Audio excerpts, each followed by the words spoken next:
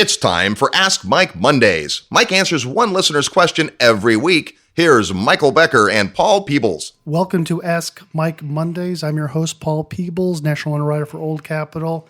And joining me today again is Michael Becker. Hey, Paul. Michael, who's the smartest guy in the room today, of course. With SBI Advisory, Michael has invested on behalf of clients tens of millions of dollars, owns 4,000 plus stores, and real sharp when it comes to multifamily. So we have a number of questions for Michael. Let's ask one today. Michael, when rehabbing a value-added property, where should you start? So where should you start on a value-added property? So really two main things when we're initially putting together a CapEx plan or capital expenditure plan to our properties is one, when we tie a property up, we'll go in and do a good physical inspection like I mentioned on some previous Ask Mike Mondays. We really go through and hire a third-party engineer, and we'll go in and walk all the units, make sure we have a good understanding of what's like wrong with the property, as well as check out like the roof and the parking lot and the plumbing, electrical systems, et cetera. So make sure we have a good understanding of where the deferred maintenance on the property is. So that's first and foremost. We'll go in and kind of get a good assessment of what the physical deferred maintenance is on the property. And secondarily, when you're putting these properties together, typically what we look for is kind of have like a light value add. So we're trying to find a property that's underperforming that through our efforts, we can make it perform better. One of the main things you need to do is you can go out and shop all your comparable properties and say, okay, well, my property might be clean and functional, but my neighboring property down the street who's getting $100 more a month in rent than what I'm getting for a similar size unit, but they have new flooring, upgraded light and plumbing fixtures, and black appliances where I got the basic standard all-in appliances and outdated stuff. So if I want to go in and get that $100 in rent, what I need to do is go in and implement an interior upgrade strategy. So those are two basic places where I start, which is basically what's deferred and then what do my competitors have that are beating me in my rental rates that I don't have, and how do I go and implement that so I can get the similar rental rates. So that's really kind of the first place that we start. A couple other things that we always try to make sure to take into account when we're putting together our plan is we don't, while it's important to make our properties nice and better, we don't want to over improve the neighborhood. So if I'm just in a workforce housing neighborhood and everyone that lives in that neighborhood works a retail job and can only afford a certain amount in rent, I don't want to go in and put brand new cabinets and granite countertops and the most expensive light fixtures out there when a good clean resurface and a paint in the existing cabinets will get the job done. Because if I over improve it, I'm just going to increase my cost basis and I won't be able to get it back. Our personal philosophy is we don't necessarily want to clean the buildings out. So when we're going in and upgrading the units, we try to always maintain around a 90% floor and occupancy when we're doing it. We just kind of churn them as they come over, and maybe we only upgrade half the units as we do it. Or other people are a little bit more aggressive than I am. They want to take the properties down to 70 or 65% occupancy and really kind of rip the Band-Aid off and go quicker. So you need to make sure you understand, one, what everyone's appetite for turnover is in a short period of time, as well as what type of loan product you have, what your lender is going to allow you to do, and make sure whatever the plan is that you just clearly communicated to all your investors in the deal. Because what you don't want to do is have set out certain level of expectations and have something different in reality when your investors aren't getting cash flow and your properties cleaned out when they thought that they'd be getting cash flow along the way. And then some of the other things to kind of keep in mind too is, typically speed is your friend when you're going in and buying these deals to come out and get most of especially the exterior and common area upgrades done in a timely fashion. So the sooner you make the building look nicer and better and add these amenities, the quicker the marketplace is going to realize it and be able to come in and pay you rent sooner. So typically speed is your friend. Delaying this stuff out usually doesn't help you. A couple of exceptions about that we try to do is if you buy a property, say in like April or May, and the leasing season's in the middle of summer in Texas, as it is in most places, you might not want to do your office remodel and disrupt the entire operations of the staff by putting them in a temporary office right in the peak leasing season. So that might be something where you might want to delay that to like October when you can get it done where it's not quite as busy in the office.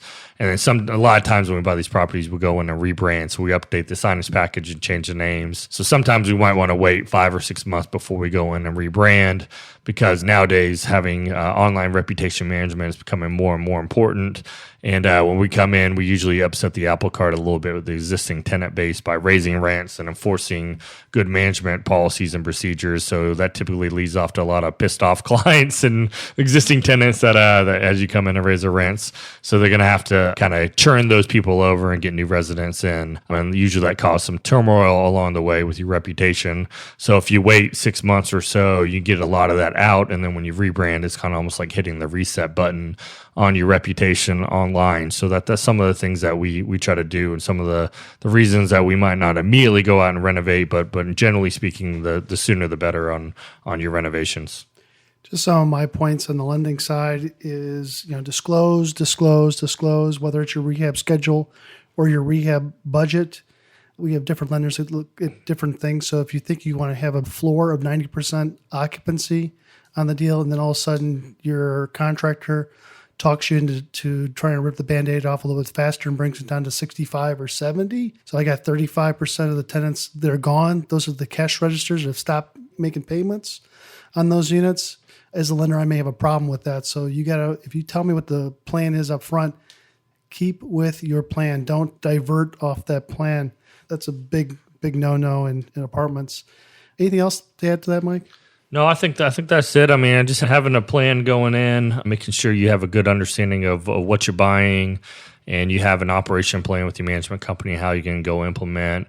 I mean, things change along the way. I mean, you get in these things and what you think is going to work, maybe it doesn't work, so you need to tweak it. But having good basic plan, understanding the starting physical condition, and having money set aside. I know we mentioned that multiple times over and over again, but doing this out of cash flow just doesn't work. Do not take it out of cash flow. I'm going to pound the table.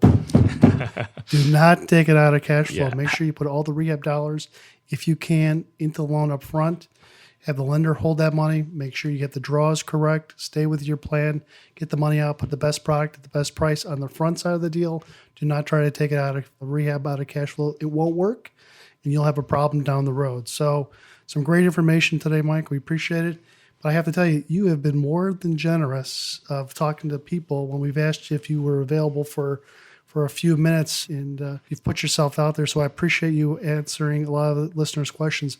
Are you still up for that, Mike? Yeah, I definitely appreciate everyone reaching out to me. I've got numerous emails now asking me questions and just kind of trying to have a brief discussion. So I'm definitely open if anyone wants to have a brief conversation about this topic or anything else we've discussed or anything related to multifamily. Certainly reach out to me. Do it through my SPI advisory business where we kind of go out and syndicate and buy apartments. Best way to reach me is mbecker@spiadvisory.com. It's mbecker@spiadvisory.com. Build a relationship with Michael Becker. Also, too, is that if you're thinking about trying to do your own transaction and you're looking for some information on how to put together the loan or the financing on the apartments, make sure you get our 15-page white paper report on multifamily financing 101.